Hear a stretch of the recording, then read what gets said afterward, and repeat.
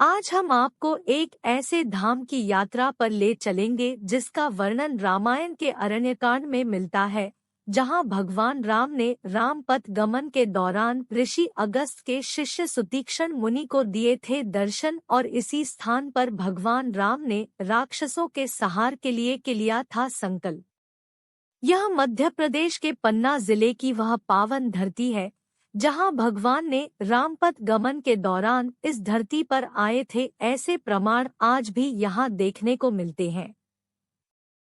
पन्ना से महज 23 किलोमीटर की दूरी पर स्थित यह है सारंग मंदिर, जहां सुतीक्षण मुनि का आश्रम भी कहा जाता है। यहाँ रामपथ गमन के दौरान भगवान राम लक्ष्मण और सीता अक्षय वट के नीचे ऋषि अगस्त के सुतीस्किन मुनि को दर्शन दिए थे और ऋषियों पर हो रहे अत्याचार को लेकर राक्षसों के संहार के लिए इसी धरती पर भगवान राम ने अपना धनुष रखा था और दोनों भुजा उठाकर राक्षसों के संहार के लिए प्रतिज्ञा ली था।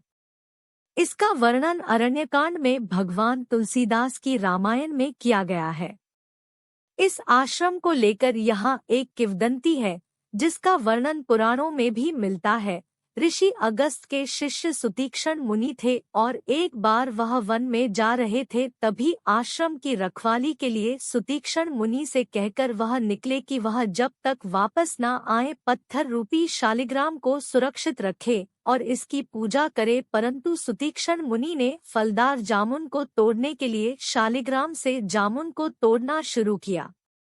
जैसे ही जामुन को तोड़ने लगे शालिग्राम अपने आप गायब हो जाते हैं। ऐसे में जब ऋषि अगस्त अपने कुटी में लौट कर आए तो उन्होंने अपने शिष्य मुनि से पूछा कि जो मैंने शालिग्राम तुमको दिए थे वह कहाँ है। तो सुतीक्षण मुनि ने कहा कि पुनि पुनि चंदन पुनि पुनि पानी और शालिग्राम हीरा गए हम का जानी। इस पर से ऋषि अगस्त मुनि के ऊपर नाराज हुए और कहा इस आश्रम से हट जाओ और जब तक साक्षात भगवान राम को ना लेकर आना तब तक इस आश्रम में कभी दर्शन न देना। इस पर से मुनि इसी आश्रम में साधना की और भगवान राम जब इस आश्रम में सुतीक्षण मुनि उनको अपने साथ लेकर ऋषि अगस्त के पास पहुँचे। ऐसी मान्यता है कि इस धरती पर भगवान राम ने व्यक्तियों के संहार के लिए अपना धनुष यानी सारंग रखा था। उसी के चलते इस विंध्य पर्वत की श्रृंखला और संरचना भगवान के धनुष के आकार की बन गई है, जिसे आप सहज ही आंखों से देख सकते हैं। मंदिर के जानकार बताते हैं कि भगवान राम के धनुष के आकार की पूरी पर्वत श्रृंखला बन गई है। इस मंदिर का निर्माण छत्रसाल के वंशज और पन्ना राजघराने के महाराजा हरिवंश राय जी ने किया था। इस पूरे धाम का नाम भगवान राम के धनुष हनी सारंग के नाम से रखा गया है। शहर से जैसे ही स्थान में प्रवेश करते हैं, मुख्य द्वार पर भगवान राम के धनुष के आकार का पद चिन्ह मिलता है और धनुष रूपी आकार से इस मंदिर के मुख्य गेट का निर्माण कराया गया है।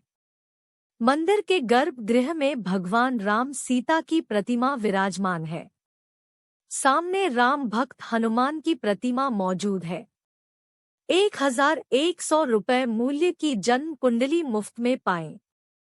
अपनी जन्म तिथि, अपने नाम, जन्म के समय और जन्म के स्थान, जिस तरह से कामदगिरि मंदिर चित्रकूट में पूरे परिक्रमा के दौरान मंदिर बनेगी, उसी तरह सारा मंदिर में मंदिर के चारों तरफ 52 छोटे बड़े भगवान के मंदिर बने हुए हैं, जो अपने आप में विलक्षण और बहुमुखी है। लोग बताते हैं कि रामपथ गमन के दौरान भगवान राम लक्ष्मण सीता यहाँ पर आए थे और उनके पद चिन्ह इस बात का प्रमाण देते हैं। सीता रसोई, राम बैठका, लक्ष्मण टोरिया है, जो इस बात का प्रमाण देते हैं कि भगवान यहाँ साक्षात रहे हैं और यहाँ मुनि को दर्शन देकर इस पथ से आगे चलकर ऋषि अगस्त के पास गए थे। यहाँ पन्ना के सलीहा के पास ऋषि अगस्त का आश्रम भी है, जिसे दक्षिण भारत के लोग आज भी यहाँ दर्शन करने आते हैं। मुनि के आश्रम में सबसे बड़ी खासियत यह है कि यह क्षेत्र पूरी तरह से विंध्य पर्वत की तलहटी पर बसा हुआ है और चारों तरफ इस पहाड़ में ऐसी ऐसी जड़ी बूटियों का समावेश है कि जो कहीं आपको देखने को नहीं मिलेंगे। इस आश्रम में एक श्री राम कुंड है जिसकी गहराई का आज तक कोई पता नहीं लगा सका है, और इस कुंड में पानी पहाड़ से कहां से आता है यह भी कोई पता नहीं लगा पाया है। सबसे बड़ी खासियत यह है कि इस कुंड का पानी कभी नहीं सूखता और इस कुंड के पानी पीने से सभी प्रकार के चर्म रोग, पेट संबंधी समस्याएं और विकार हमेशा के लिए दूर हो जाते हैं। कहते हैं कि यहाँ पर साक्षात भगवान राम ने गंगा को प्रकट किया था, इसलिए इस कुंड का पानी कभी नहीं सूखता। वहीं इस कुंड के चारों तरफ अलग अलग कुंड, कुएं, बावड़ी बने हैं, जो भी इस क्षेत्र का प्रताप कहें कि वह कभी भी भीषण गर्मी या अकाल पड़ने पर भी नहीं सूखते। आज भी यहाँ पर इस रामकुंड का प्रताप है कि इस पानी को अगर कोई व्यक्ति जो अशुद्ध है या नशा पत्ती करके इस कुंड को छू लेता है तो आज भी यह अपने आप सूख जाता है, और फिर इसकी पूजा पाठ और अखंड रामायण करने से 24 घंटे बाद इसमें फिर से पानी जीवित हो जाता है और अचानक फिर से यह कुंड लबालब भर जाता है। मंदिर का प्रताप है कि इस मंदिर में दूर दूर से लोग मन्नत मांगने आते हैं और लोगों की मन्नतें भी यहाँ पर पूरी होती है। और यही कारण है कि यहाँ पर हर अमावस्या को भारी भीड़ जमा होती है। पन्ना सहित कई क्षेत्रों से यहाँ लोग भगवान राम के दर्शन पाने के लिए आते हैं। इस मंदिर का प्रताप है कि जो भी मन्नत यहाँ मांगी जाती है वह साल भर के अंदर पूरी हो जाती है।